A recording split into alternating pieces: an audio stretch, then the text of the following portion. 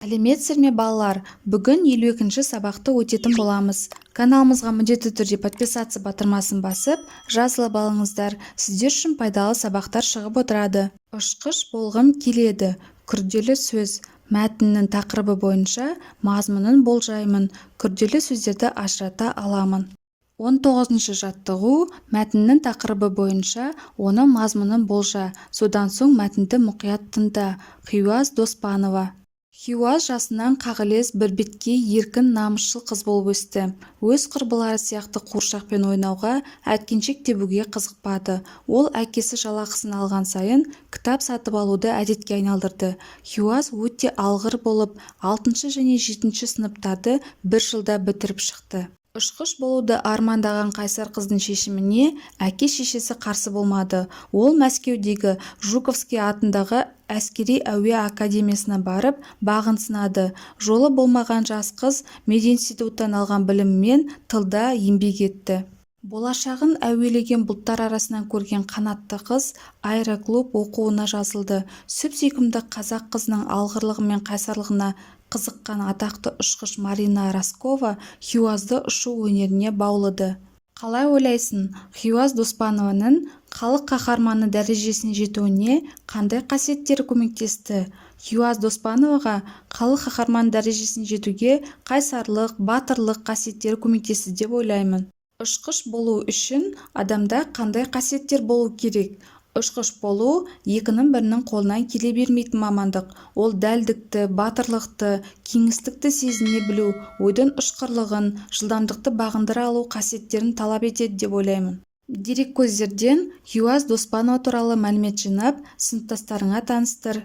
Хиуаз Қайыржанқызы Доспанова 1922 жылдың мамыр айының 15-інде Атырау облысы Ганюшкин ауылында дүниеге келген. Ол тұңғыш қазақ қызы. Орал қаласының орта мектебінде оқып жүрген нәзік жанды Хиуаз ұшқыш болуды армандаған екен. Осылай ой қиялының жетегінде жүрген дарынды да ержүрек қыз ақыры дегеніне жетеді.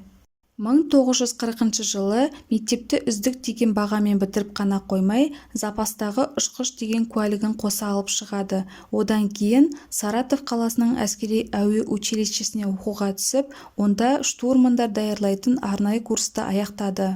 Біздің қайсар қыз 1942 жылдың көктемінде авиация тарихында тұңғыш рет құрылған түнгі мезгілде жау шептерін бомбалайтын әйелдер авиаполкының құрамына майданға аттанып кеткен болатын. Нәзік жанды болса да, қазақтың тұңғыш ұшқыш батыр қызы жау оғына кеудесін тосып, жауға қарсы соғысқан, отаны үшін жанын құрбан етуге дайын болған. Хиуаз апамыздың есімі ел есінде, ержүрек батырлығы мәңгілік жанымызда сақталады.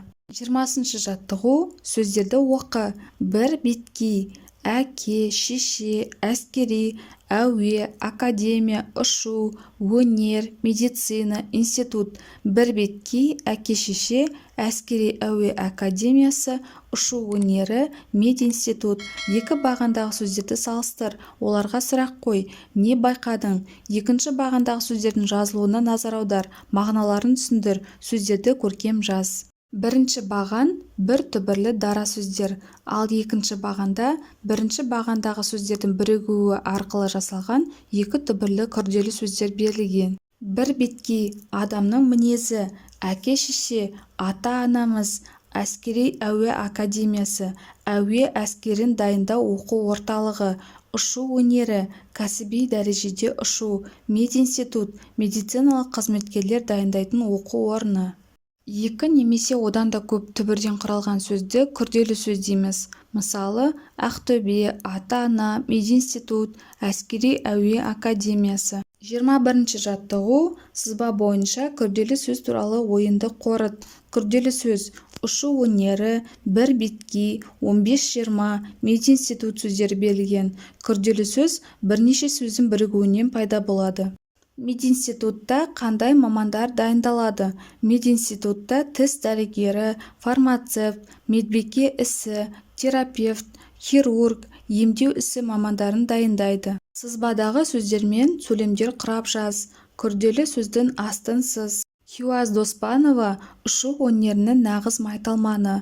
Ол қыздың мінезі бір беткей болғанымен жүрегі нәзік. күніне 15-20 бет кітап оқуға арнасаң, пайдасын тез көруге болады. Мединститутқа оқуға түсу менің арманым болатын. 22-ші жаттығу. Тіркескен сөздерді оқы. Үздік оқушы, ағаш көпір, жүйрік ат, шұбар ала, 15, оқып жүр, самал жел, қызық кітап сөздері берілген. Күрделі сөздерді теріп жаз. Олардың қай сөз табынан жасалғанын айт. Күрделі сөздер: ағаш көпір не деген сұраққа жауап береді? Зат есім. Шұбар ала қандай деген сұраққа жауап береді? Сын есім. Оқып жүр не істеп жүр деген сұраққа жауап береді? Етістік. 15 қанша деген сұраққа жауап береді? Сан есім. Күрделі сөздің сөз тіркесіне ұқсастығы мен айырмашылығы неде екенін дәлелде. Ол үшін төмендегі сызбаны пайдалан. Бұл күрделі сөз, өйткені екі сөз бірігіп, бір ғана мағынаны білдіреді, бір ғана сұраққа жауап береді. Өздігінен сөз тіркесі бола алмайды. Сөз тіркесінің бір сыңары ғана болады. 23-ші жаттығу.